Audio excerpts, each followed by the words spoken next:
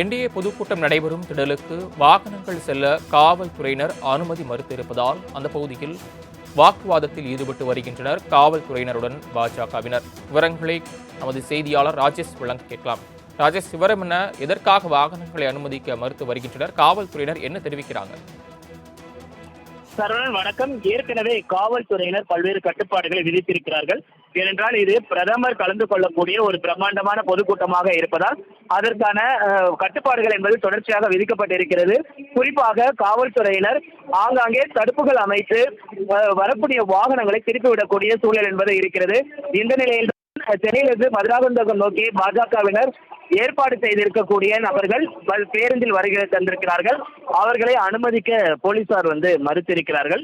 அப்படி மறுத்திருக்கும் பொழுது அவர்களுடன் போலீசாருடன் வாக்குவாதத்தில் ஈடுபட்டிருக்கிறார்கள். ஏனென்றால் கிட்டத்தட்ட 2 கிலோமீட்டர் அளவிற்கு நடந்து செல்ல வேண்டிய ஒரு சூழல் என்பது இருக்கிறது.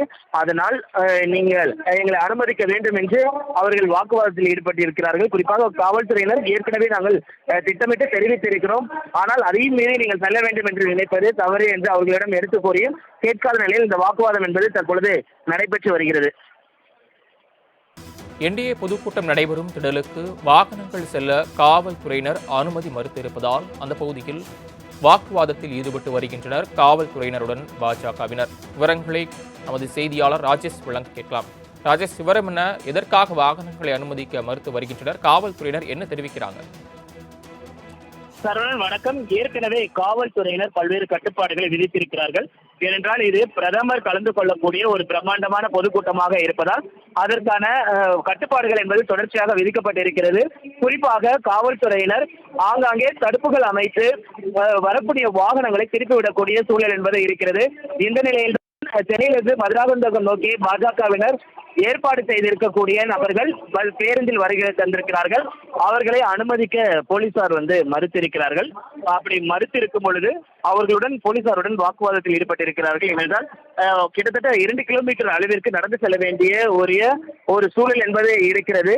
அதனால் நீங்கள் எங்களை அனுமதிக்க வேண்டும் என்று அவர்கள் வாக்குவாதத்தில் ஈடுபட்டிருக்கிறார்கள். குறிப்பாக காவல்துறையினர் ஏற்கனவே நாங்கள் திட்டமிட்டு தெரிவித்திருக்கிறோம், ஆனால் அதையும் மீறி நீங்கள் செல்ல வேண்டும் என்று நினைப்பது தவறு என்று அவர்களிடம் எடுத்து கூறியும் கேட்காத நிலையில் இந்த வாக்குவாதம் என்பது தற்பொழுது நடைபெற்று வருகிறது.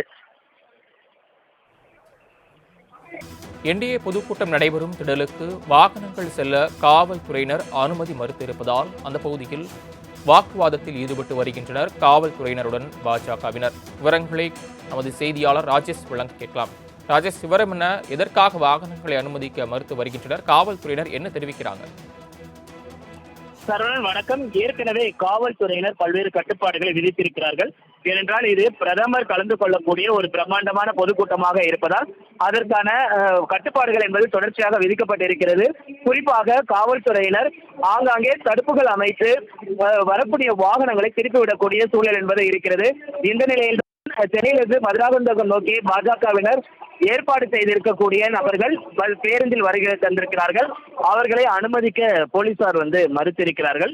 அப்படி மறுத்திருக்கும் பொழுது அவர்களுடன் போலீசாருடன் வாக்குவாதத்தில் ஈடுபட்டிருக்கிறார்கள். ஏனென்றால் கிட்டத்தட்ட 2 கிலோமீட்டர் அளவிற்கு நடந்து செல்ல வேண்டிய ஒரு சூழல் என்பது இருக்கிறது.